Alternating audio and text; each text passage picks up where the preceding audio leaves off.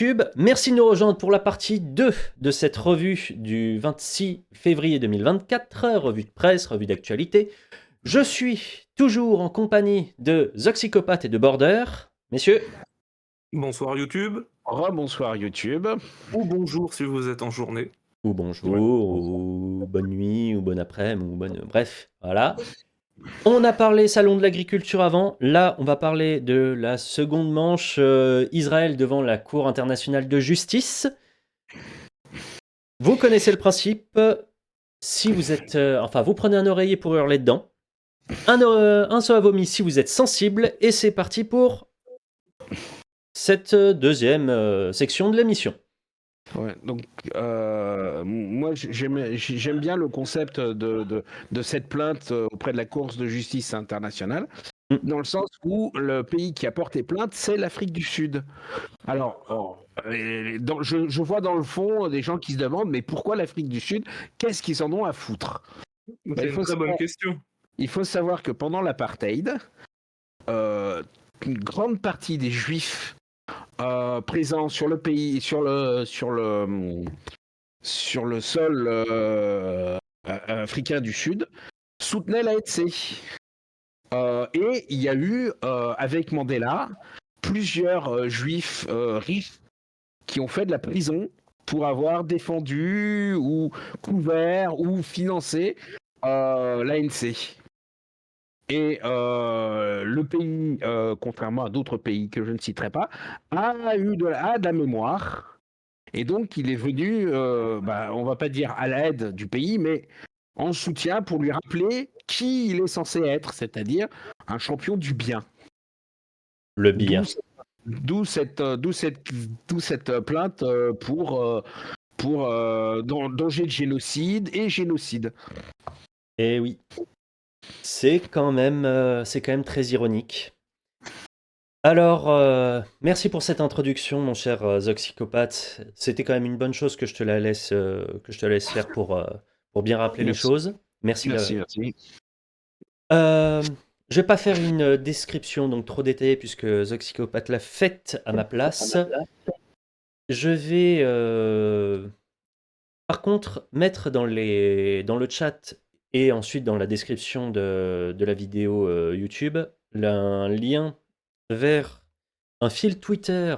Alors normalement il est censé être en 4 ou 5 parties de maître Johan Soufi, avocat international qui fait un résumé de toutes les interventions de la plupart, enfin de tous les pays qui sont intervenus et qui donc pendant toute la semaine dernière et aujourd'hui encore, j'ai pas eu le temps d'aller voir évidemment pour préparer l'émission, mais l'avis d'énormément de juges internationaux sur la situation.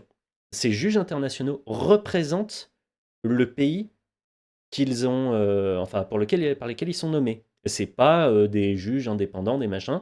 Donc ce sont des avis qui sont à la fois très juridiques, enfin basés sur le droit, et teintés de beaucoup de politique, ce qui va donner beaucoup d'avis qui vont devoir être dans le droit international, mais parfois être très hypocrites.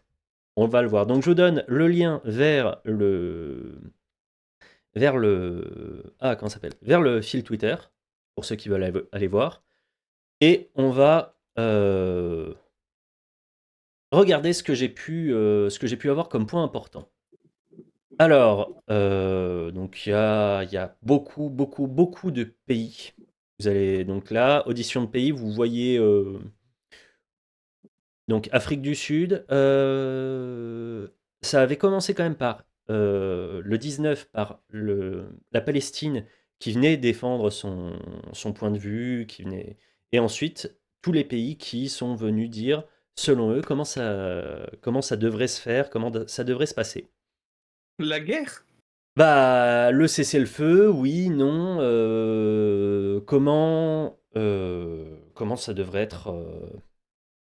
Ouais, c'est ça, la guerre, comment elle devrait se passer? Est-ce qu'on devrait juste mettre un arrêt? Pourquoi?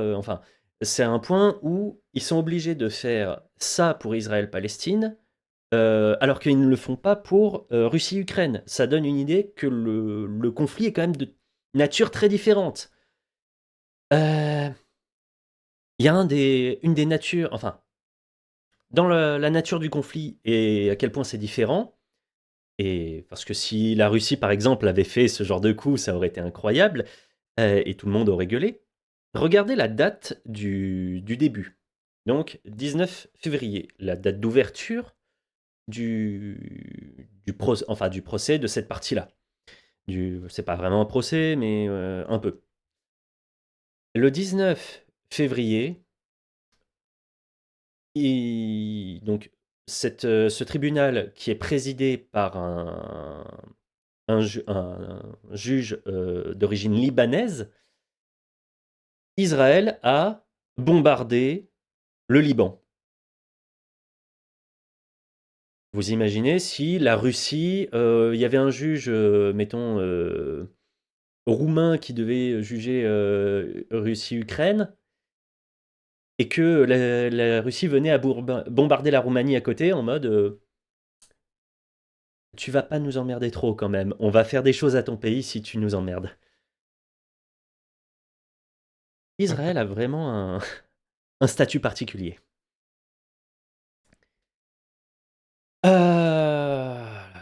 Mais voilà, c'était très dur des fois de suivre le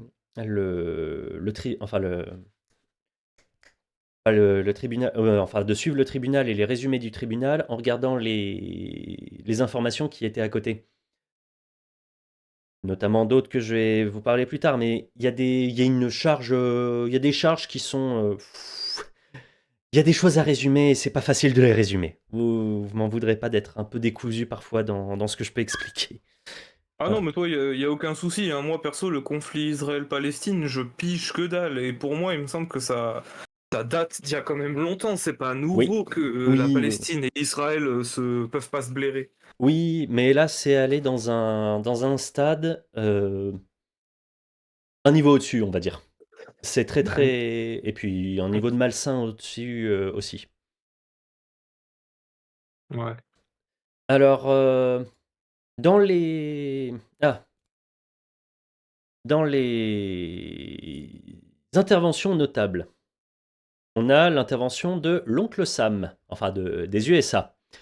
Ils ont décidé de faire quelque chose, je ne vais pas toutes les faire, hein, allez voir vraiment le fil Twitter de Johan Soufi pour avoir tout. Mais en notable, il y a l'oncle Sam qui a décidé de mettre un veto sur le cessez-le-feu. C'est en mode, tous les autres, ou quasiment tous les autres sont en mode, bah, il faut qu'il y ait un cessez-le-feu qui soit imposé. Et là, la Cour internationale de justice aurait pu imposer un cessez-le-feu, ça aurait pu être fait. Mais ils ont décidé que, en fait, enfin les États-Unis ont fait oh, non, on va pas le faire. Et là où vous voyez que cet avocat, c'est pas la moitié d'un abruti, c'est qu'il indique que l'influence des États-Unis va prendre un coup face au conflit qu'il oppose à la Chine. Ça, c'était 2 jours avant que la Chine donne son avis sur la question. Parce qu'évidemment, la Chine a décidé d'être clairement pro-palestinienne et donc là où les États-Unis sont en train de se désengager, enfin de se détacher complètement du reste du Moyen-Orient et de dire clairement, peu importe ce que vous fait Israël, on sera derrière. La Chine est en mode, bah oui, mais peu importe, enfin si vous êtes attaqué, nous on vous aide. Il y a vraiment un gros déchirement, un gros point de rupture entre les États-Unis et leurs alliés et le reste du monde. Là, c'est même pas la Chine et ses alliés, hein. C'est vraiment le reste du monde. Les États-Unis sont en train de s'isoler et de dire à tout le monde, oui, mais en fait, on va être partiaux et on va, même s'il y a des horreurs, on voit des horreurs et on devrait réagir, on va rien faire parce que c'est nos alliés. Ça les isole d'une manière absolument terrible.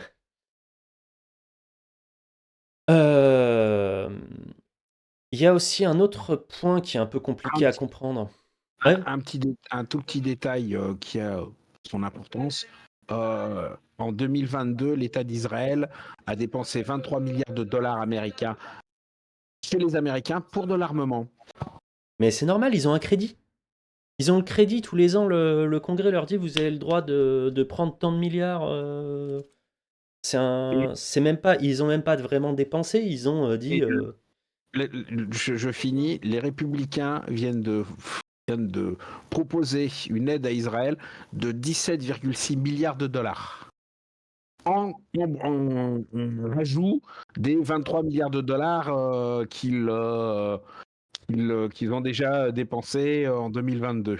Alors oui, mais j'en connais qui n'ont pas envie de payer. Mais oui, ça va probablement être voté. De toute façon, ils peuvent pas laisser tomber Israël, hein, pour plein de raisons. De raisons religieuses, il faut bien avoir des alliés dans le coin, parce que sinon toute la zone leur est hostile. Mais Israël n'est pas un allié. Ah, si, Israël, c'est un allié des États-Unis, un très très vieux allié des États-Unis, il n'y a pas de souci. Et c'est là où ils ont leur. Alors, je veux bien que avec Biden, ce soit un peu compliqué. Excuse-moi, Euh, mais quand on est un pays et qu'on tue des ressortissants du pays sur son territoire, on n'est pas un allié. Hein. Je te rappelle qu'Israël a buté des ressortissants américains aux États-Unis. oui, mais Bon, ça c'était s'appelle de pas la réelle politique. c'était pas des gens très très très recommandables. Hein. Oui, C'était des terroristes. Mais chez oui, moi, c'est mais pas un allié, ça. Non, ça s'appelle de la politique.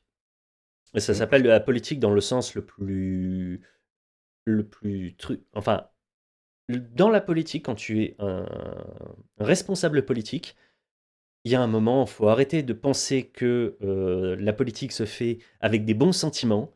Tu sais que tu vas être obligé, pour le bien de ton pays, le bien de tes citoyens, pour le bien de ce que tu penses être le bien pour ton pays, tu vas être obligé de buter des gens.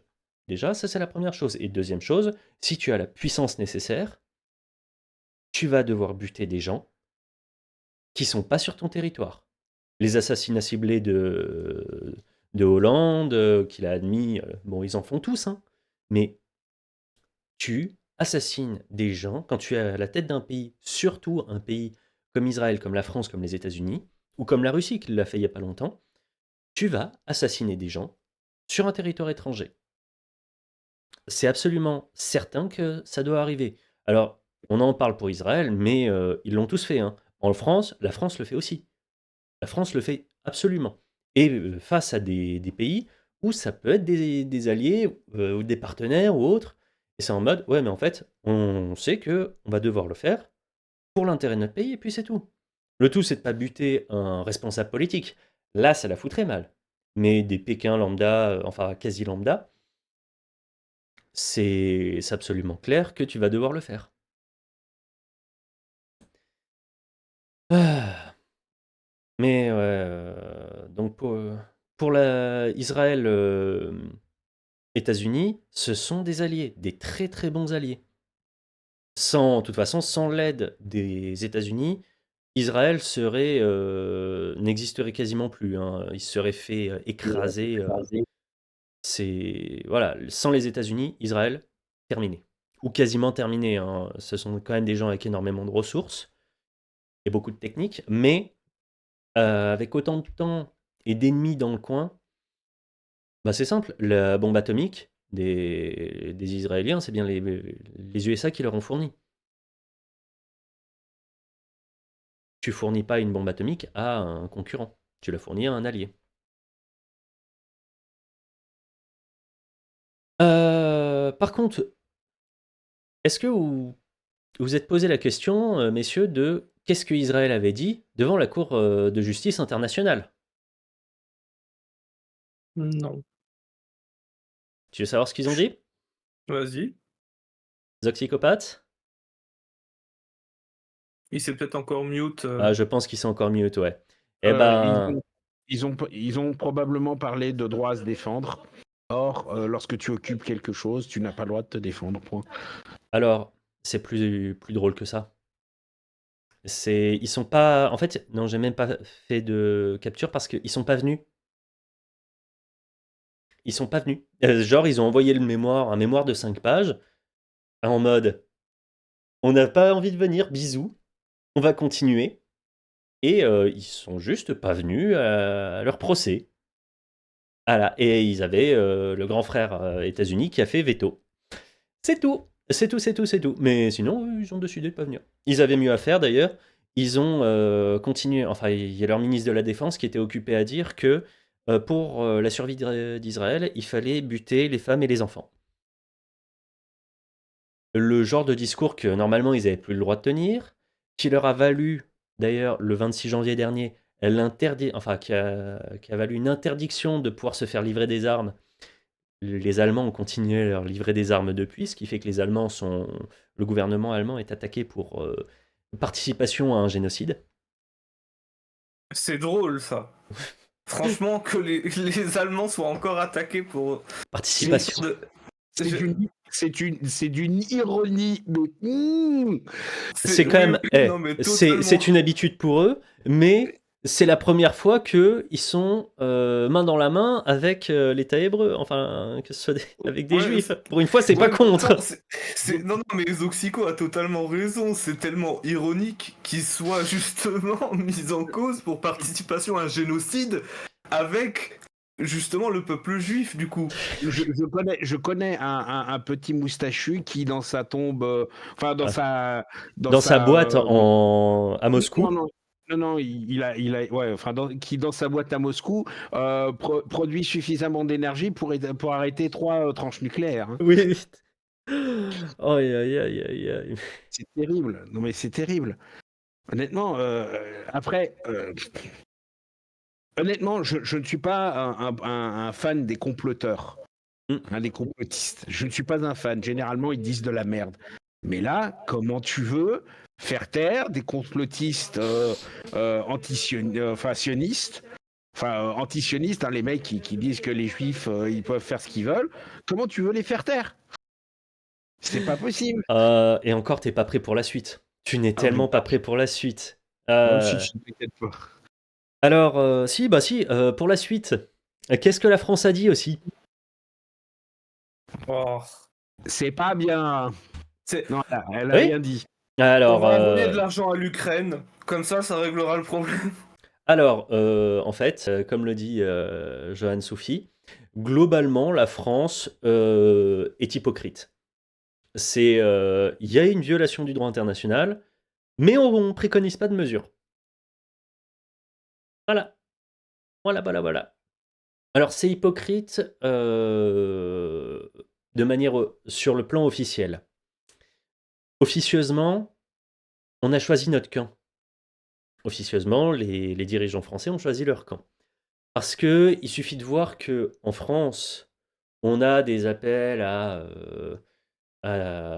virer, par exemple, des gens qui disent oui, nique la France, etc. Je vais commencer à monter en énervement, non, je suis on désolé. voit ouais. Mais donc, résultat, il y en a qui ne font que parler, qui ne sont que dans la grande gueule. Nos binationaux franco-israéliens vont directement sur le terrain.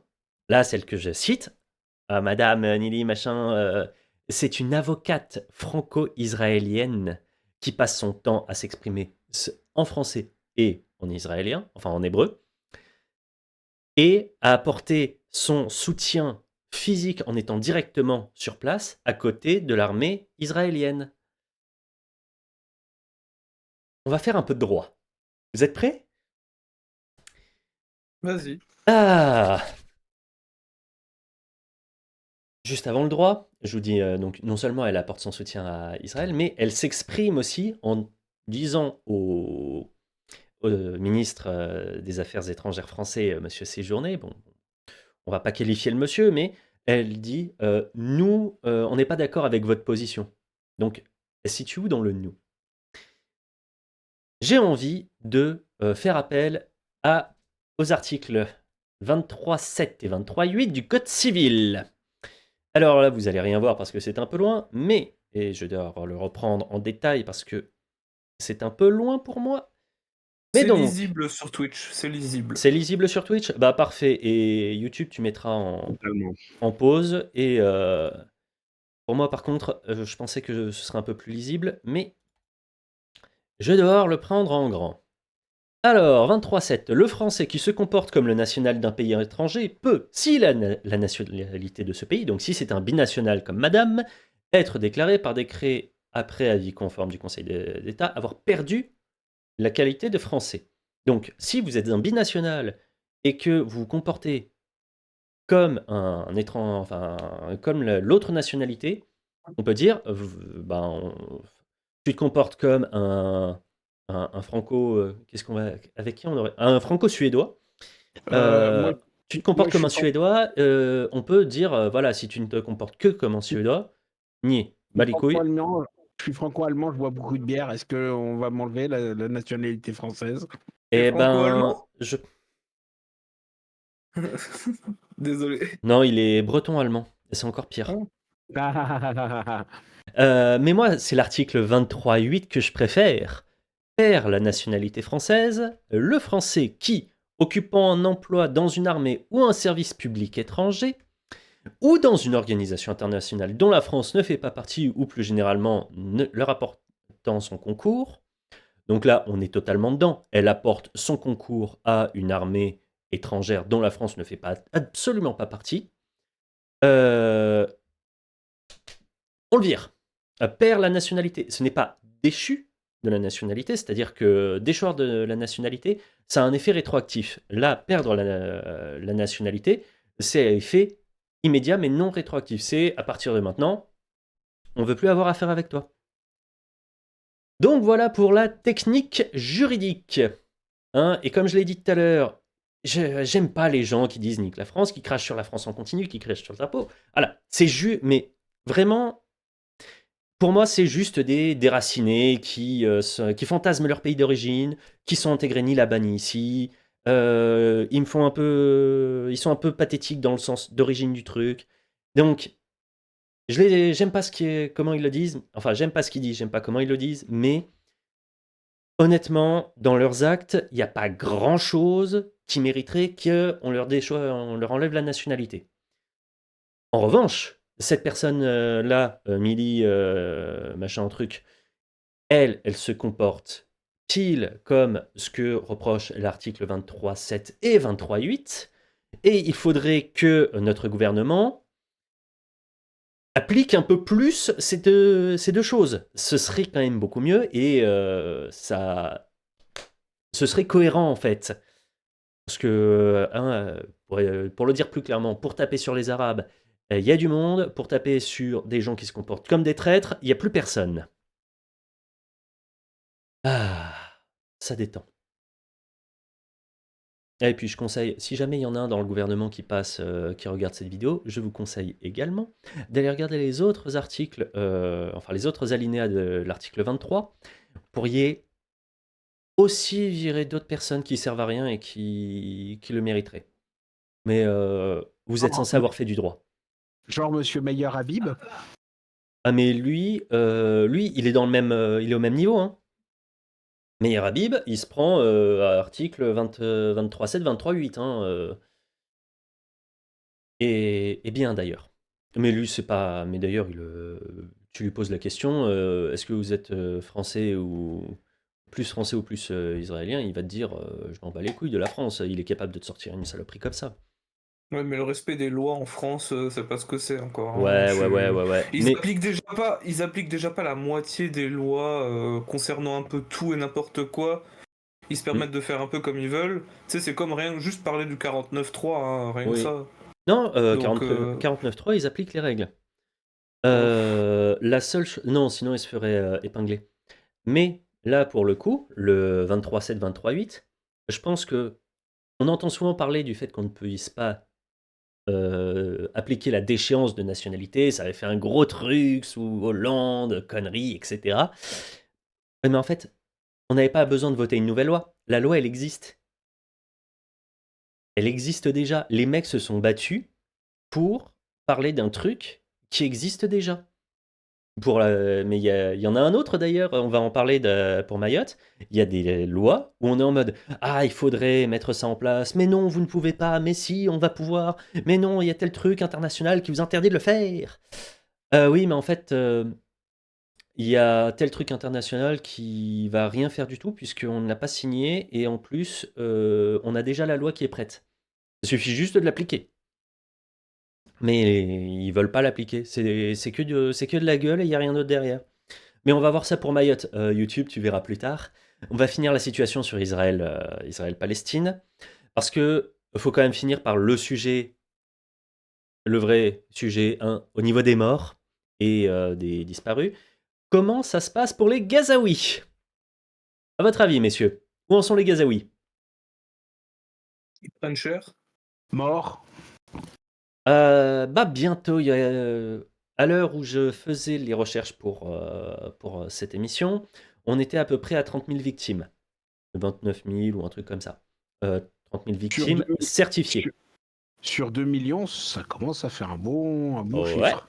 Et 2 millions, tu as bien eu tel chiffre, moi j'ai été obligé d'aller le chercher, parce que l'Égypte est en train de préparer un, un camp d'accueil, un camp d'accueil de 100 000 personnes. Vous la sentez venir la catastrophe?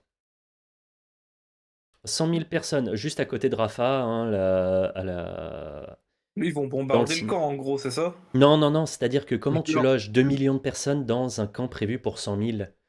Je leur déconseille d'aller taper sur l'Égypte. Oh, oui, mais c'est pas tellement le problème. Eux, ils veulent juste récupérer de toute façon la bande de Gaza. Mais comment tu arrives et tu loges 2 millions de personnes dans un camp prévu pour 100 000 personnes? Ça va être très technique. Alors, déjà, on va faire vraiment de l'annonce de ce qui va se passer, comme on aime bien le faire. Donc, va y avoir un énorme massacre, puisque là, tout le monde est à Rafah. Va y avoir un tapis de bombes comme d'habitude. Va y avoir un massacre atroce en premier lieu. Et puis, dès que l'Égypte ouvrira enfin les portes de la frontière vers le camp de réfugiés, et qui vont loger, donc pas 100 000 personnes, mais au moins 4 à 8 fois plus, et ben, on va avoir tous ceux qui seront pas morts sur la bande de Gaza sous les bombes vont mourir Le choléra finira les 4 ou 500 000 qui sont là-bas. Ouais, c'est ça. Le choléra, la faim, juste la faim. Comment tu nourris 2 millions de personnes sur un truc comme ça? Va y avoir des morts, des meurtres, va y avoir tout. Ça va être une situation enfin, une catastrophe humanitaire absolue. Et on regarde et on... En même temps, je dirais bien on regarde et on fait rien, mais je fais une émission, je suis dans mon salon, et les deux personnes qui sont en live avec moi peuvent pas faire beaucoup plus, mais on a nos dirigeants qui vont laisser ça. On a les États-Unis qui ont fait non, pas de cessez-le-feu, ne vous inquiétez pas. Il y a des gens qui ont des responsabilités qui auraient pu faire des choix. Je fais une parenthèse vite fait, parce que tu dis il y a des dirigeants qui vont laisser passer ça. Et ça se trouve, je vais dire juste une énorme connerie, mais de mon point de vue, j'aimerais bien que notre pays s'occupe de notre pays et arrête de s'occuper des affaires des autres, tout simplement. Ce serait pas Ouais. mal, mais tu vois, dans ce que pourrait faire notre pays, et c'est dire, enfin, la décision qui a été prise à la Cour internationale de justice est pas très courageuse, hein, en ce qui concerne la France. Ils ont rien demandé, mais ils ont rien interdit. Alors c'est hypocrite, mais au moins, ils ont pas bloqué le processus. Il y en a qui ont bloqué le processus. Et là, eux, ben, ils devraient avoir un peu à rendre des comptes à un moment. Mais je pense que ce sera pas demain la veille qu'on aura donc déjà comment dire, l'Allemagne. Je suis pas sûr on pourra leur aura à rendre des comptes un jour. Et Mais en fait, je me pose vraiment la question, hein, parce que du coup, encore une fois, je t'ai dit mes connaissances limitées et tout. Pourquoi Israël fait la guerre à Gaza? Pourquoi est-ce qu'ils veulent à tout prix les massacrer à ce point? J'ai la réponse. vas-y. Oui. J'ai la réponse. Il y a 2 ans, Total a fait des recherches en bordure d'Israël. Total, on parle de Total Total Energy. Energy. Total Energy. Ils ont fait des D'accord. recherches sur la Méditerranée et ils ont découvert juste en face de Gaza, dans les eaux territoriales palestiniennes, de 2 énormes champs gaziers qui pourraient tenir au minimum 10 ans, mais qui actuellement appartiennent à la À Gaza. Palestine. Et Donc ils sont. c'est un peu une histoire comme les États-Unis qui envahissent un peu Ouais. n'importe qui pour du pétrole. C'est Exactement. précisément ça. C'est vraiment juste ça? Alors, il y a un peu de religion derrière, il y a un peu de plein de choses Ouais. derrière, mais il y a aussi des histoires de gros sous. Il y a Ouais. d'une part des histoires de gros sous, et d'autre part, comment ça s'appelle ça fait des années et des années et des années qu'Israël prépare ce qui est en train de se passer. Tout d'abord en finançant le Hamas et en forçant l'autorité palestinienne à les élire, en sachant que le Hamas n'est pas un parti de gouvernement, mais un parti révolutionnaire.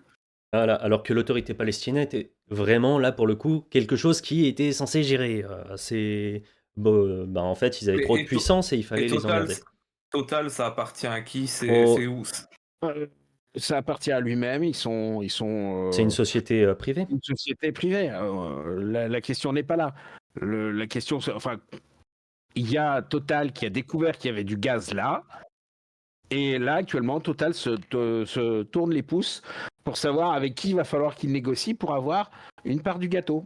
Enfin, ils le savaient. C'est simplement qu'ils attendaient que Israël récupère le truc parce que s'ils commençaient à traiter avec les Palestiniens, ils allaient se couper du marché israélien, donc ça les emmerdait un peu.